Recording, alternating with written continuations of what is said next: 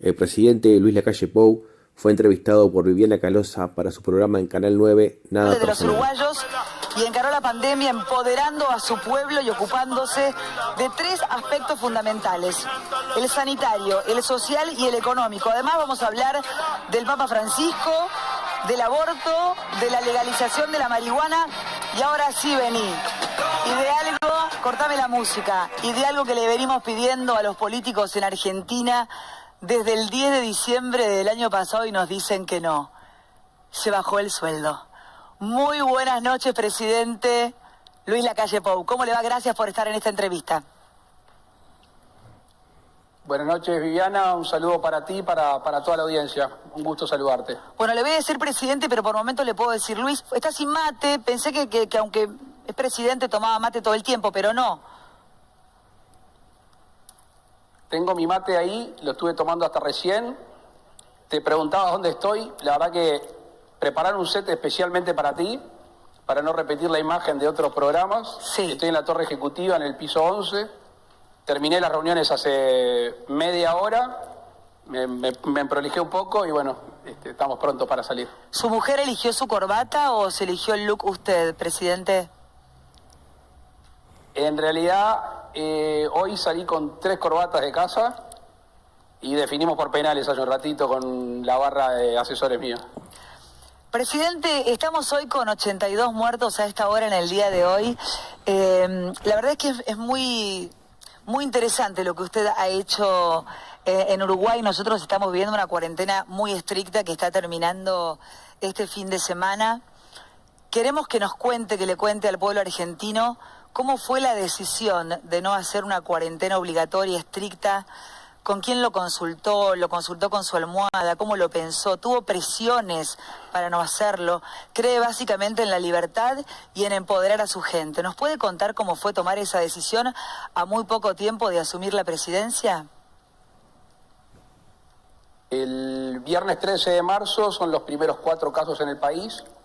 Ahí se tomaron medidas urgentes en esas horas: cierre de fronteras, la suspensión de espectáculos públicos, la suspensión de clases y alguna otra medida más. Pasó una semana y te diría que el momento más álgido fue entre el viernes 20 de marzo y el lunes 23, porque no sabíamos todavía el real daño que podía causar esta pandemia, y obviamente llovían los mensajes de gente muy cercana, de gente amiga, de decretar la cuarentena obligatoria. Algunas gremiales, médicas, aquí hicieron un fuerte hincapié en que actuáramos de esa manera, expresidentes, partidos políticos, y la verdad que no fue un fin de semana muy lindo porque no hay un camino hecho, no había una experiencia exitosa para pararse arriba de ella, era bastante nuevo para todos. Y ahí es donde uno se tiene que encontrar con lo que es, con lo que siente y con lo que quiere para su país. O sea, las decisiones mías no surten efectos sobre mi persona, surten efectos sobre 3,5 millones de uruguayos, con lo cual eso genera un peso extra arriba de los hombros y hay que hacer mucho más introspección que una decisión personal. El lunes 23, a media tarde, empezó a caer el Sistema Nacional de Emergencia, cayeron todos los ministros, y escuchamos análisis prospectivos de qué podía pasar con la pandemia. A ver, los datos que manejábamos era que podían llegar a haber 1.250 casos o 250.000 casos. Estábamos caminando bastante inseguros. Pero nunca dudé de que no estaba dispuesto a una cuarentena obligatoria. Entre otras cosas, y no me quiero poner en jurista, uno nunca puede ordenar lo que no va a hacer cumplir. No hay peor cosa que un acto jurídico o una orden por parte del Poder Ejecutivo que uno no esté dispuesto a hacer cumplir. Y yo no estaba dispuesto a que muchos uruguayos dejen de salir, se tenían que ir a trabajar, a hacer el peso, a tantas cosas que la vida cotidiana así nos obliga a hacerlo. Y en ese sentido, fue una jugada de riesgo, fue una decisión de riesgo más que una jugada de riesgo, pero es la única manera que yo me sentía siendo genuino conmigo mismo y representando lo que siento y le propuse a los uruguayos ya hace muchos años, además de la campaña electoral. Y hasta ahí las decisiones del gobierno. Ahora, lo lindo de todo esto es el empoderamiento de los uruguayos, la libertad responsable, como tú decías. El Uruguay desde el 13 de marzo al 13 de abril bajó la cortina, se cerró. En el medio estaban las vacaciones de Semana Santa o de turismo. Fue increíble la actitud de los uruguayos. Y eso que en todos lados generaba una gráfica de crecimiento exponencial de la enfermedad, aquí no pasó, se controló la circulación del virus. Tiempo después, y hace rato terminamos una reunión de esas que uno disfruta porque disfruta de gente inteligente, de gente capaz, que honorariamente nos está asesorando, un grupo de científicos encabezado por 3 de ellos, pero que abajo tiene un plantel muy importante, que nos van asesorando en decisiones de gobierno. Qué importante es tener matemáticos, epidemiólogos, médicos, científicos, gente que sabe lo que estamos hablando, que nos van asesorando en las decisiones. Y ahí llegamos a los 3 temas que tú decías que teníamos en el panel de comando. La salud como tema prioritario, pero al mismo tiempo la actividad económica y lo social. La sintonía fina entre esos 3 elementos vitales es lo que nos va permitiendo ir abriendo actividades, ir liberando un poco más la vida en sociedad, y el distanciamiento físico sostenible o sostenido y el tapaboca van ayudando a que esa conducta positiva de los uruguayos vaya dando pasos de apertura, que hoy en Uruguay y en casi todo el país, salvo algunas excepciones, la cosa está funcionando con bastante normalidad en esta nueva normalidad. Presidente, ¿por qué ustedes son normales y nosotros no? Bueno, esta es la parte que empieza a ser aburrida, porque yo voy a contestar solo lo que pasa de este lado del charco, pero lo escuchamos a usted no sabría, con sentido común, pero digo, lo escuchamos a usted con sentido común, por supuesto, lo que está escaseando. Yo me hago parte de esto, de la Argentina, usted por supuesto como presidente de Uruguay, pero lo que usted está diciendo tiene sentido común. Conversábamos hace un rato en la previa de ese famoso video que recorrió, donde yo le decía a Bernie, al ministro de Seguridad de la provincia, que tenían que empoderarnos los políticos.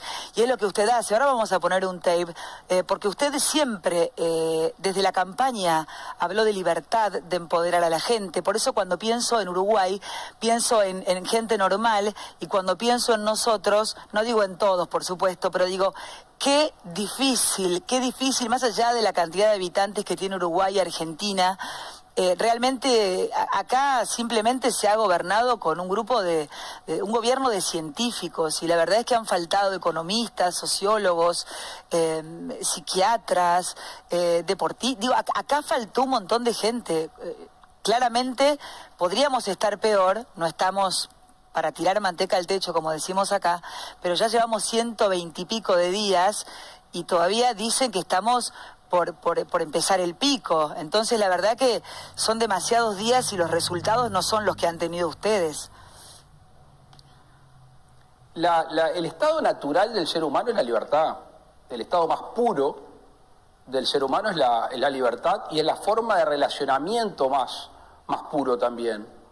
Y yo soy de la teoría de que a medida que el Estado avanza, reglamenta, controla, lo que se va coartando es la libertad.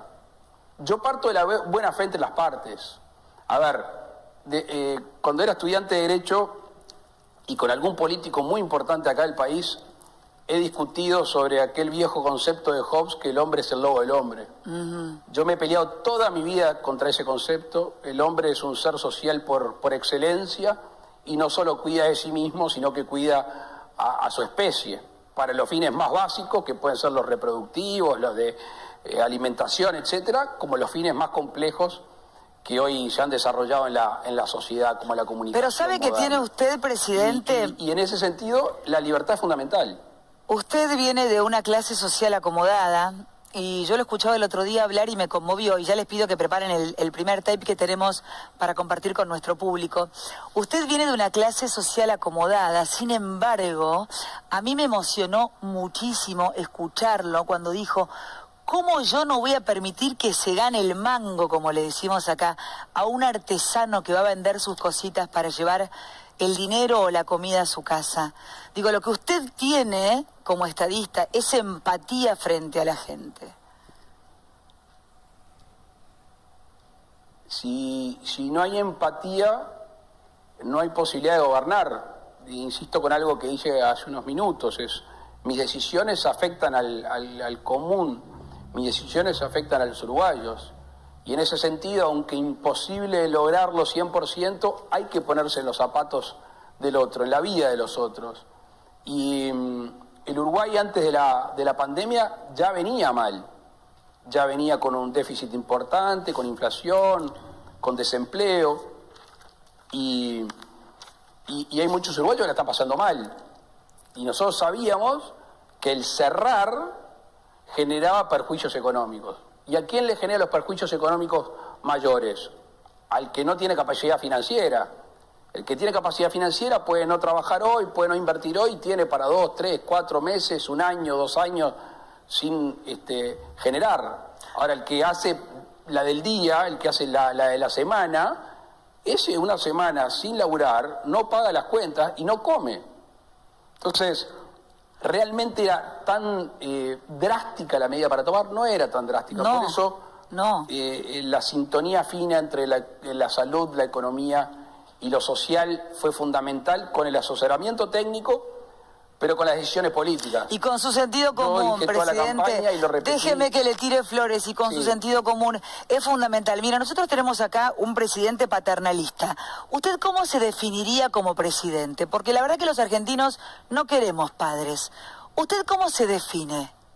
Porque, digamos, o en todo caso un padre, pero que da libertad, ya sé que usted no va a hablar de Alberto Fernández, no es mi intención tampoco, salvo que usted quiera. Pero dígame, ¿cómo se define usted? No queremos un presidente que nos diga lo que tenemos que hacer, cuánto tiempo nos tenemos que quedar encerrados, que la única palabra que sirve es la de un grupo de científicos, infectólogos, que tampoco está tan comprobado todo lo que dicen. El ministro de Salud de este país primero dijo que el dengue iba a ser peor que el coronavirus, después que el sarampión. Digamos, arrancamos medio con el pie izquierdo. Después, la verdad, que la fuimos remontando, y tanto los ciudadanos como la oposición hemos apoyado. Hoy sentimos que nuestra libertad está coartada. Por eso le pregunto a usted, ¿me puede definir la calle Pou? ¿Cómo se define usted como presidente? Me gusta cuando sonríe, además. A ver, una cuestión anterior. Sí. Si voy a hablar del presidente Alberto Fernández, voy a hablar bien. Sí, me parece muy bien. No le permitiría que hable mal tampoco. Yo puedo, pero usted no. Yo creo que el presidente es como un padre de una gran familia.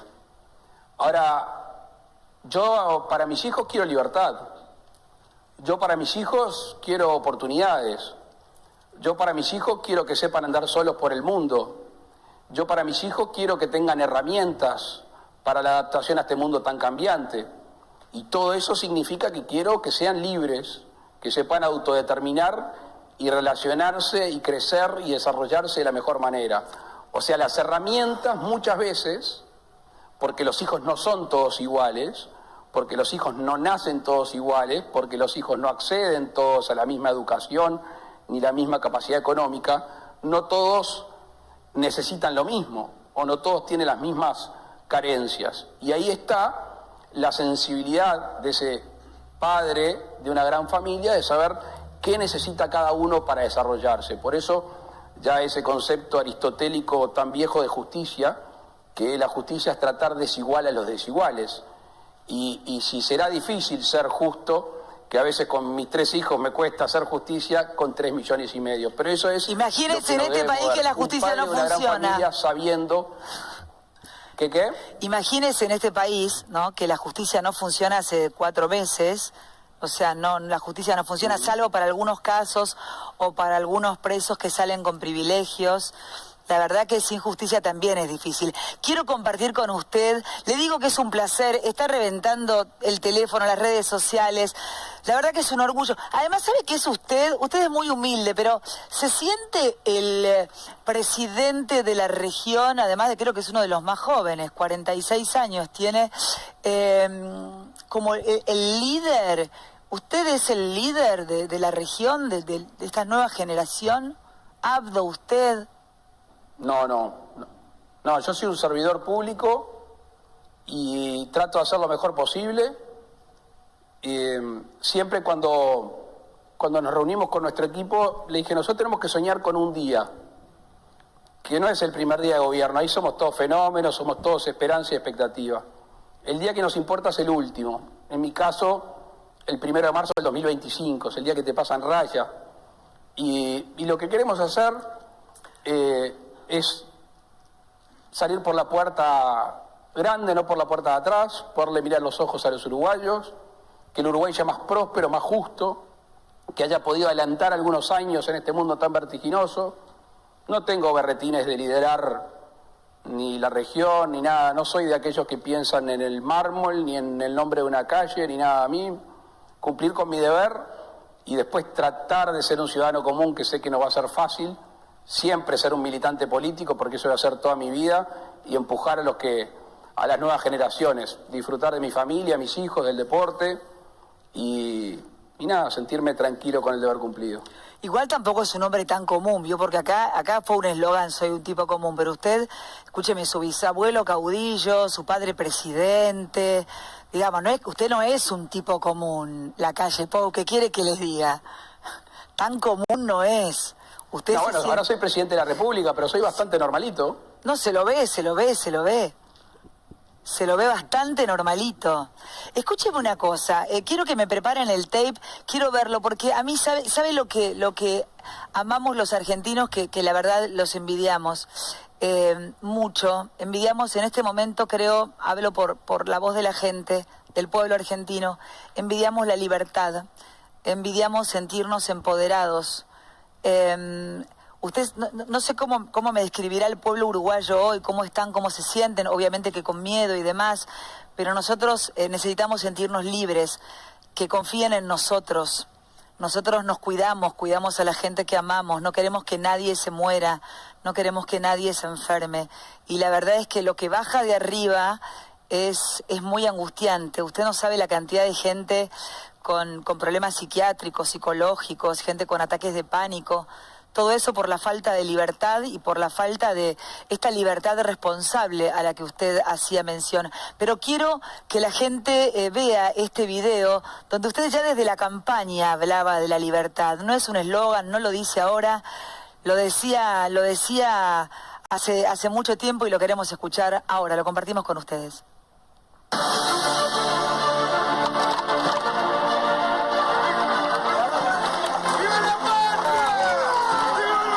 Gran nación, construida por mucha gente, de muchas ideologías, aún antes de ser Estado.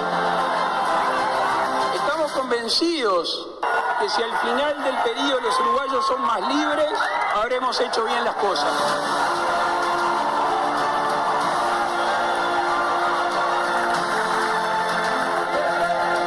Nos negamos a que esta nueva etapa sea cambiar una mitad por la otra de la sociedad. La unión es lo que nos piden los uruguayos.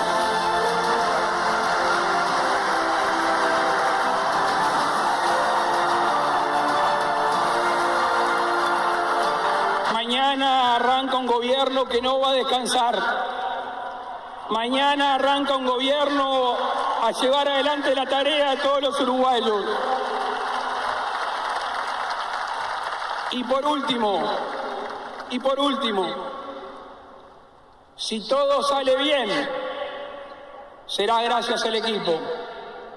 Y si en algún momento las cosas no salen como los uruguayos necesitan y quieren, no miren al costado. La responsabilidad va a ser exclusivamente del presidente de la República.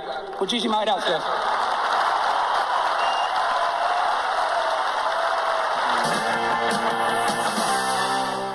No sé qué le pasa a usted por su cabeza, por su corazón, por su alma cuando se recuerda, cuando lo escucha.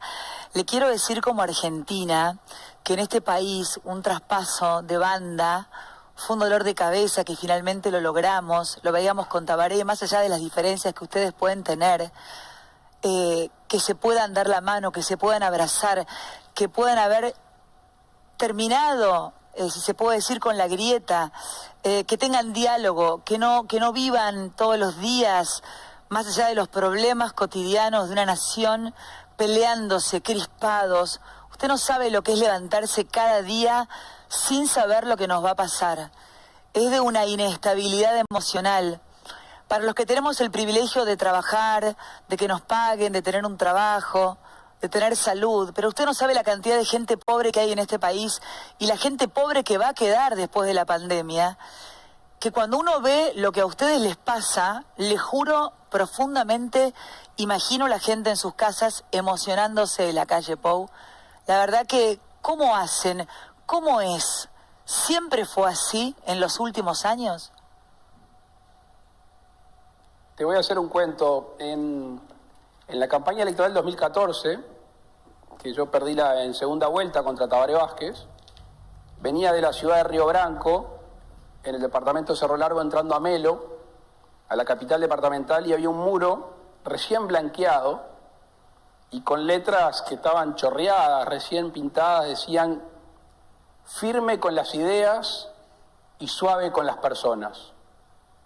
Lo había escrito un grupo de jóvenes de mi partido. Y después me enteré que era una frase famosa, pero me gustó mucho leerla de un grupo de jóvenes que se iniciaban en la actividad política. Y te diría que eso es casi un mandamiento en nuestro país: firme con las ideas y suave con las personas.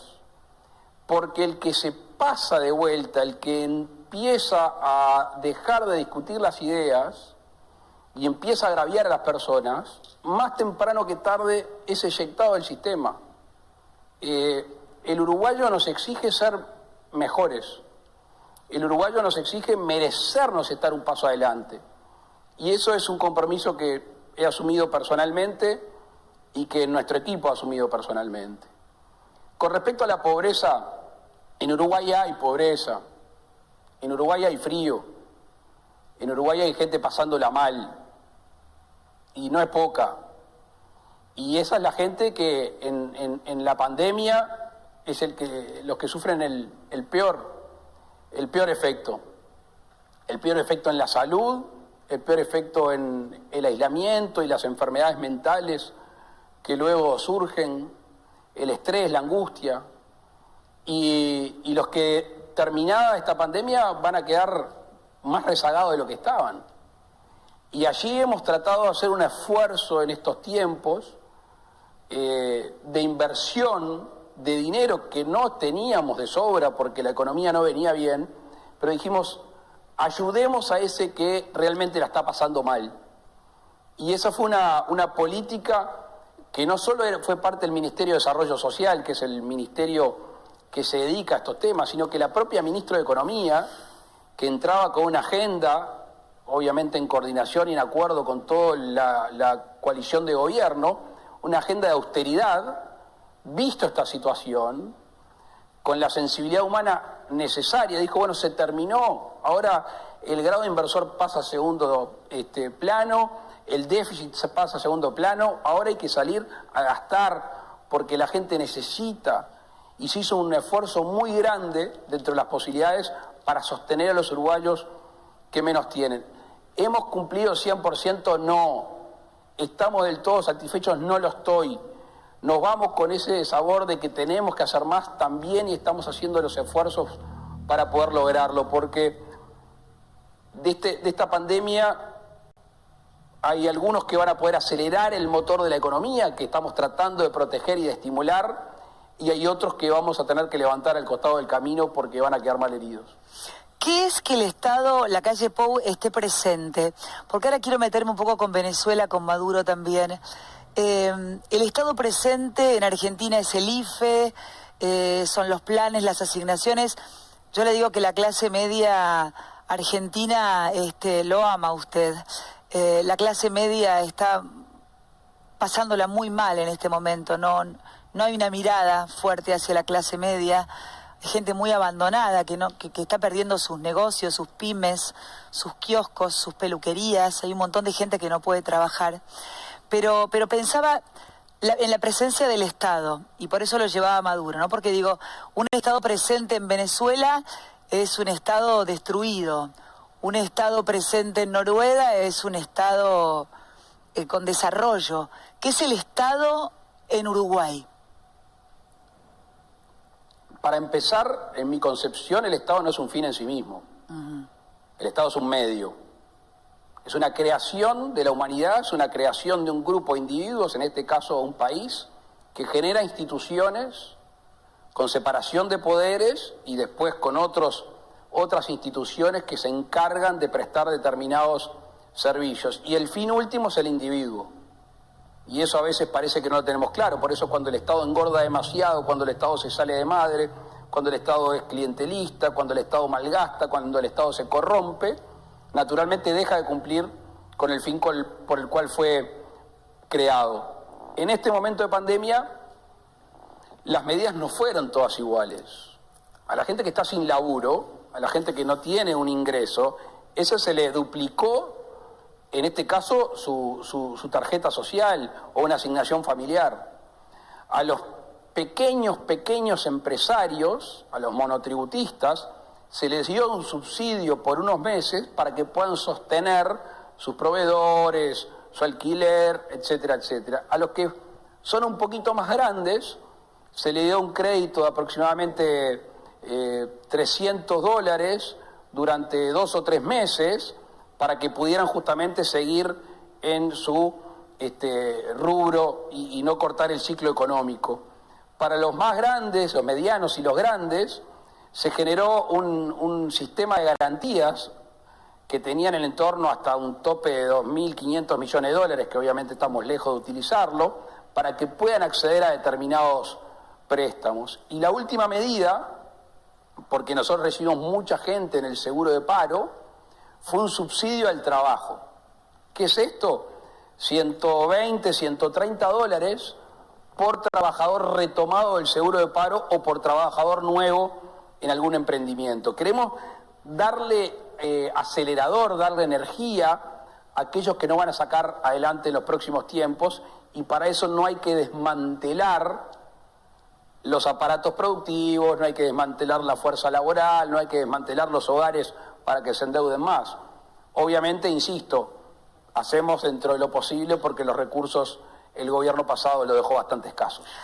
Ya me voy a meter con Maduro, pero antes quiero compartir con nuestros televidentes un gesto que le pedimos a los políticos argentinos y que no fueron capaces de tener con esta tragedia, con esta pandemia. Usted se bajó el sueldo.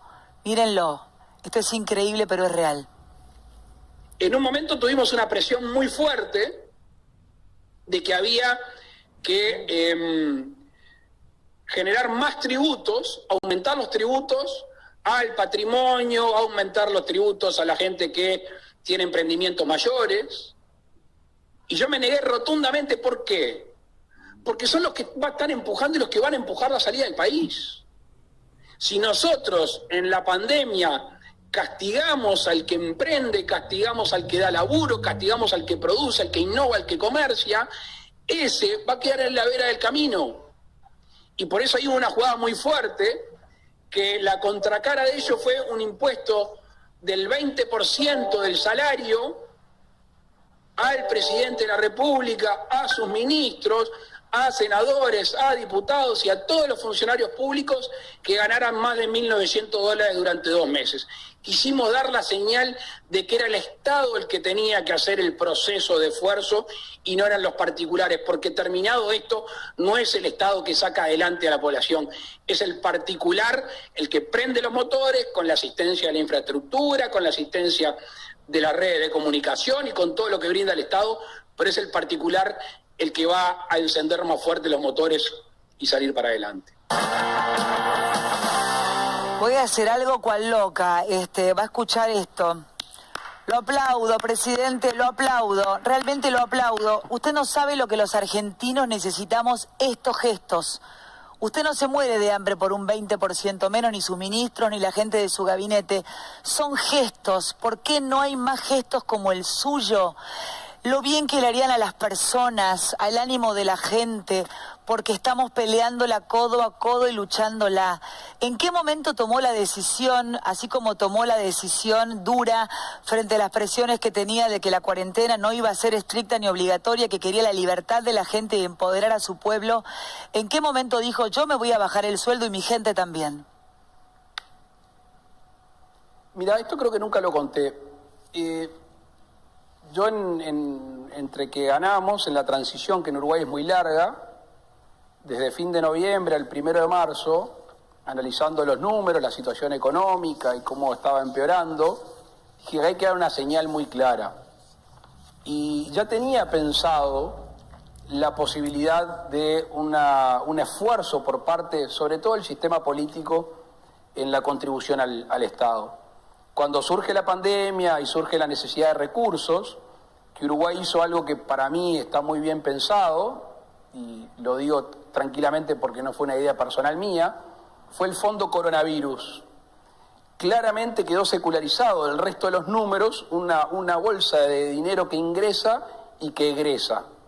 Ingresa, entre otras cosas, por el impuesto que pusimos durante unos meses al 20% de los sueldos públicos, ingresa por otro tipo de conceptos y egresa para lo que hablábamos hoy más temprano, etcétera, etcétera. ¿Qué le vamos a decir a la gente pasado este tema? Bueno, esto fue lo que ingresó, esto fue lo que se gastó y en esto se gastó. Otra cosa que me parece interesante contarte es que los primeros que se enteran de esta medida no fue la opinión pública. Yo dije, bueno, le voy a hacer un descuento a los funcionarios públicos que ganan más de $1.900 aproximadamente. Y llamé al sindicato de funcionarios del Estado. Vinieron a reunirse conmigo y le dije, mire muchachos, la cosa está complicada, la cosa no anda bien, voy a tomar esta medida. Obviamente que no fue la mejor noticia que recibieron, ni estuvieron de acuerdo. Pero las acciones posteriores no fueron en contra del gobierno. Hubo disconformidad, pero se entendió finalmente que era un esfuerzo que el Estado debía hacer para mostrarle a los particulares. O sea que, insisto, no solo el sistema político, no solo el presidente, los ministros, senadores, presidentes de entes autónomos, diputados, etcétera, etcétera, sino que además funcionarios públicos que tienen su gremio, no les gustó, no estuvieron de acuerdo, pero entendieron el esfuerzo y actuaron en consecuencia. Cuando se lo propuse al presidente de la Nación me dijo que era un gesto demagógico y yo le digo, tenga un gesto demagógico, no me importa, pero téngalo. En este país se habla mucho de derechos humanos y cuando fue la asunción del presidente estaba invitado Nicolás Maduro. Por razones varias que no conozco tampoco no estuvo. Usted es uno de los pocos presidentes de la región que tiene los huevos de decir que es una dictadura, que es un dictador. Y por supuesto, sí, yo le hablo así, presidente, pero la verdad es que las cosas como son, porque realmente es un dictador y porque la gente se le está muriendo, porque seguramente como acá recibimos con los brazos abiertos a los hermanos venezolanos o cubanos, usted también lo hace en su país. ¿Qué pasa cuando uno dice que Maduro es un dictador? ¿Por qué cuesta tanto que alguien lo diga, que alguien se haga cargo, sobre todo cuando se habla de derechos humanos? ¿Por qué los derechos humanos son para unos, no son para otros? ¿Hay una grieta con los derechos humanos? Hábleme de Maduro. El poder es una herramienta muy, muy linda, bien utilizada. Desde el poder se puede transformar para bien la sociedad. Ahora hay gente que lo entiende de un beneficio personal y, entre otras cosas, no une el poder a la libertad. Es más, cuanto más poder absorbe, menos libertad tiene el pueblo. Y obviamente el establishment, el status quo, que confluyen para que eso pase, termina siendo una dictadura, o sea, un gobierno de facto, un gobierno que no se respetan las instituciones. y después de ahí a hambrear un pueblo, de ahí a no respetar los derechos individuales y de ahí a llegar al encarcelamiento injusto, a la tortura y a todo lo que hemos visto, es un paso. Y yo de chiquito no nací para callarme las cosas que pienso y que puedo fundamentar. Esto no es un arrebato, es fundamentado. Tampoco Nicaragua, tampoco Cuba no fueron a su asunción. Son situaciones distintas, la de Nicaragua distinta a la de Cuba y a la de Venezuela. Pero obviamente tengo una enorme diferencia con el régimen de Ortega. Conozco Nicaragua, es una hermosa patria de gente muy alegre, muy metedora, que lamentablemente ha tenido gobiernos bastante complejos. Presidente, ¿por qué es tan difícil decir la verdad? ¿Por qué el político, estamos mal acostumbrados, estamos acostumbrados en este país, por lo menos, como dijo Valle, ¿se acuerda? Que los argentinos éramos chorros del primero al último, no me acuerdo la frase. Y yo decía, ay, qué fuerte lo que dice, 2002. Y ahora pienso, Dios mío, qué pena que eso no se haya podido revertir. En este país la corrupción mata porque mata en todo sentido. Pero lo que uno siente es que a los argentinos, es una gran autocrítica que nos cuesta mucho decirnos la verdad. Preferimos la mentira, poner la mugre debajo de la alfombra, y así va pasando, y en un momento explota y vuela todo por el aire. Yo a usted lo noto un hombre que va con la verdad, que dice lo que piensa, que parece políticamente correcto, por su forma, por su physique du rôle. Sin embargo, es todo lo opuesto, es un políticamente incorrecto. Es un tipo que va con la verdad y dice lo que siente. ¿Es tan difícil para el mundo de la política, para un presidente, decir la verdad, sobre todo a su pueblo? A ver, para mí es mucho más fácil. Porque no tendés que andar buscando la careta que te pusiste enfrente de determinado público para decirle determinada cosa. Y entre otras cosas, obviamente hay un tema de conciencia. Pero me voy a meter un minutito en la Argentina. Minutito. Métase. Yo tengo gran admiración por los argentinos. Gran admiración. Yo entiendo las críticas que ustedes se hacen a sí mismos, que a veces son muy duros. Son una gran nación. Tenemos mucha terapia pueblo, encima, presidente. Gran pueblo. Yo tengo mucha terapia. Tengo amigos entrañables que me encantaría que sean uruguayos porque gente de laburo, gente de sí, bien. Sí, claro. La mayoría de la gente es así. A veces uno lo que puede obviamente criticar es determinadas actitudes y acciones, pero Debo decir que a nosotros nos cuesta, pues somos más chicos que la Argentina y a veces tenemos ese complejo de petizo, pero Argentina es un gran país y además que necesitamos que Argentina sea una gran nación pujante para el bien de toda la región y para el bien de nuestro país. Que Argentina es un gran país, no tengo ninguna duda que los 45 millones de argentinos se rompen el alma y que la gente es decente, pero digo, siempre está en el medio de la corrupción, nos mienten, nos mentimos, la justicia tarda, los casos no se resuelven. Ahora, por ejemplo, estamos tratando de que la grieta, en un momento tan difícil como esta pandemia, haga que haya una unidad nacional y no sabe lo que cuesta que nos unamos en esta guerra con un virus invisible que no lo podemos ver, pero estamos en una guerra pasándola mal y no sabe los egos, lo que cuesta, las críticas, las peleas, la chatura, el no diálogo, la mediocridad. O sea, por eso también, y desde este humilde programa lo decimos todos los días, nosotros apelamos a la unidad nacional y es muy difícil. ¿Qué sugerencia nos daría usted? Que después de tantos años se armó una coalición, terminó de alguna manera con esa grieta. Denos un tip, presidente. No le digo un consejo, porque usted me va a decir consejos no doy, pero una sugerencia para aprender de las cosas buenas que hacen nuestros hermanos.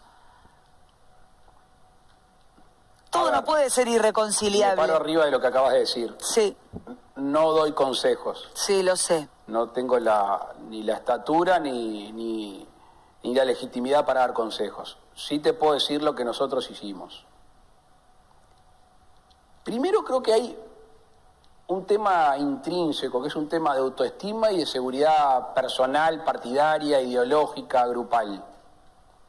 Si uno está seguro de lo que es, si uno está seguro de lo que piensa, y además lo que es y lo que piensa estima que es lo mejor para el país, no tiene por qué destruir. A mí me gusta correr la carrera de la excelencia, la carrera de los mejores.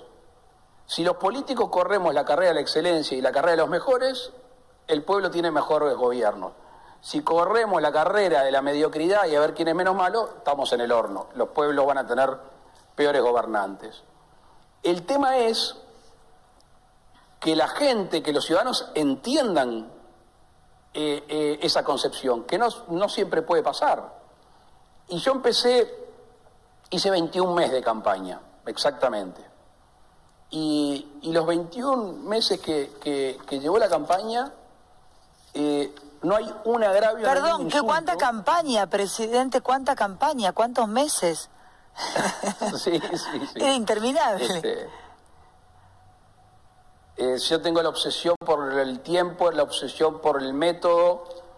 Te diría que acá en mi celular al costado tengo la cuenta regresiva, creo que hoy faltan 1.692 días para que termine el gobierno.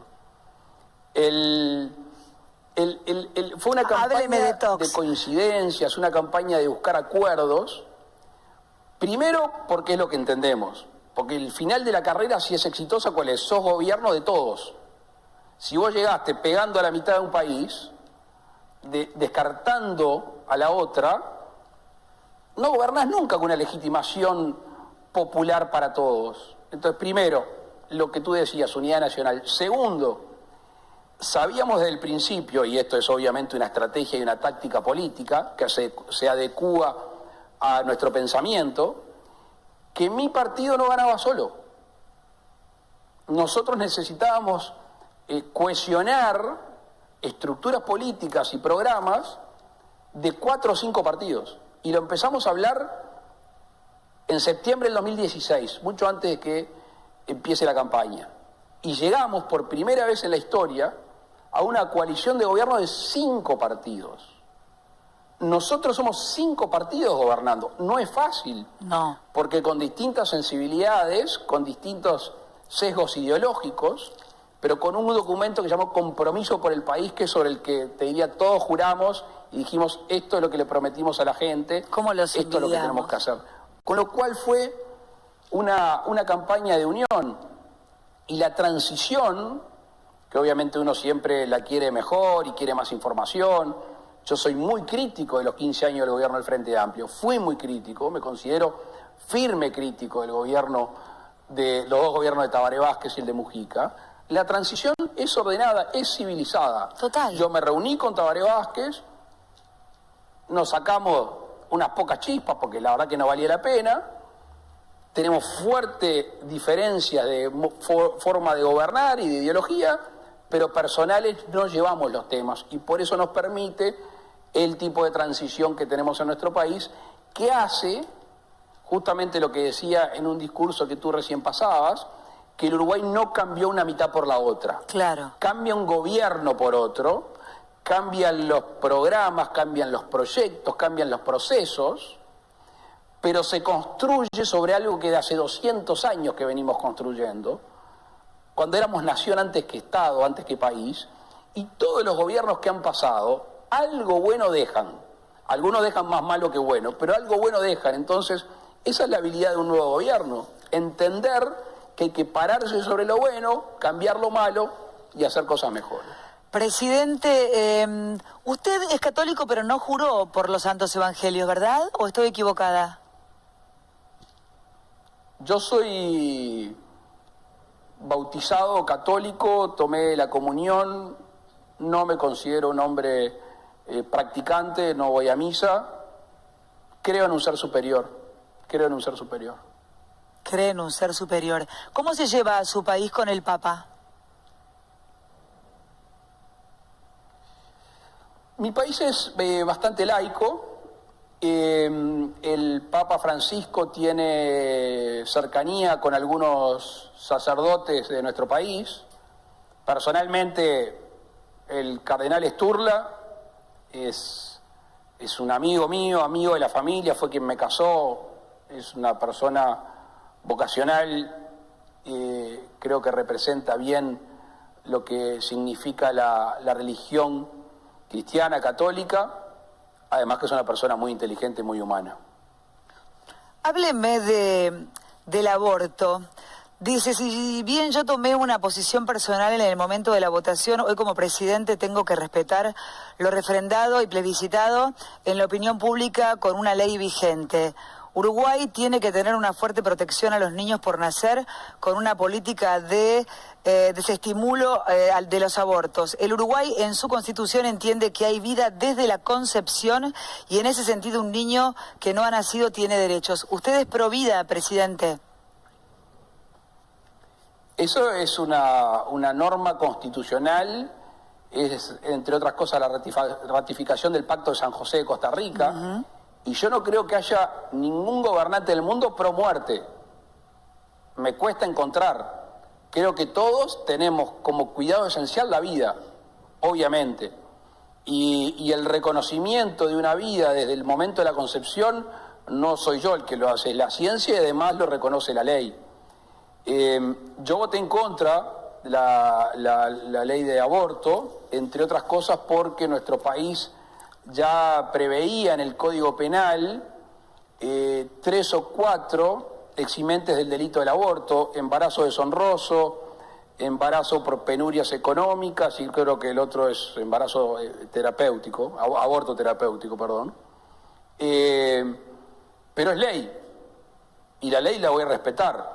Porque, entre otras cosas, se trató de concurrir para derogar esa ley vía una consulta popular y no se llegó ni siquiera al porcentaje requerido para hacer esa votación. Lo que está votado, está votado.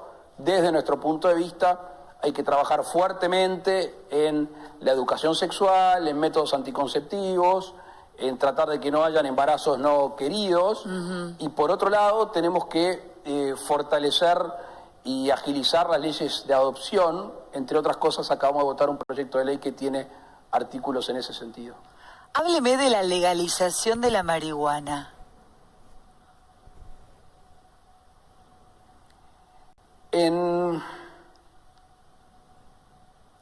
A ver, te tengo que empezar un poquito más atrás. Sí. Que es en el conocimiento del tema, por la experiencia personal de adolescente y de joven. Y siempre supe que en algún momento iba a legislar al respecto. Y para hacerlo, primero debí de tener cierto anclaje político, para que no piensen que era un loquito de 26 años como entré de diputado y se le ocurría tratar estos temas. Hablé con científicos, hablé con mucha gente, estuve en Estados Unidos, en algún instituto hablando al respecto. Y creo que es el primer proyecto de ley de América Latina que presenté en noviembre del 2010, que tenía el autocultivo de marihuana para consumo personal legalizado. Después asume el Frente Amplio, asume el presidente Mujica y generó una legislación que tiene el tema del autocultivo con cabeza muy conservadora, muy cerrada, con registro, etcétera, etcétera.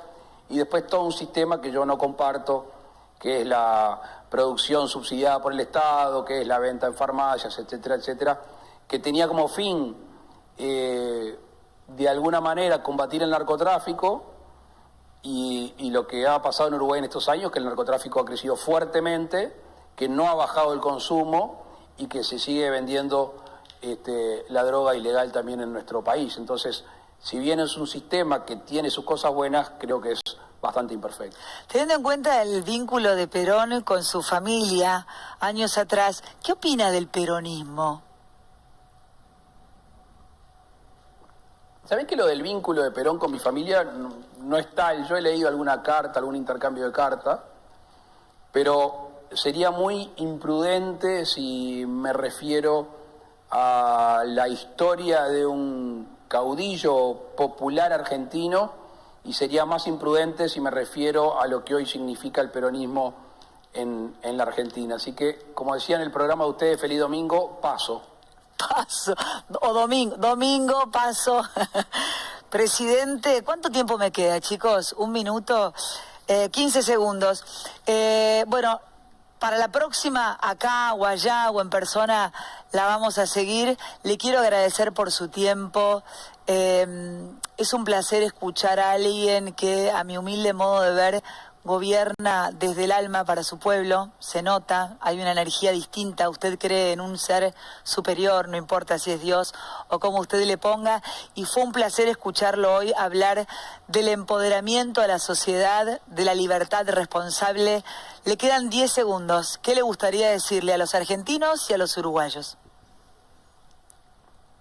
Agradecerte por estos minutos. Estamos estrechamente vinculados los dos países, las dos naciones.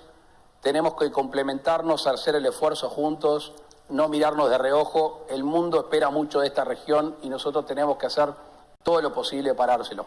Un abrazo grande para todos. Un abrazo, muchas gracias por la libertad, por el empoderamiento, por la justicia, por la paz. Muchas gracias, presidente, desde Uruguay, Luis Lacalle Pou. Ya venimos, no te vayas. Muchas gracias.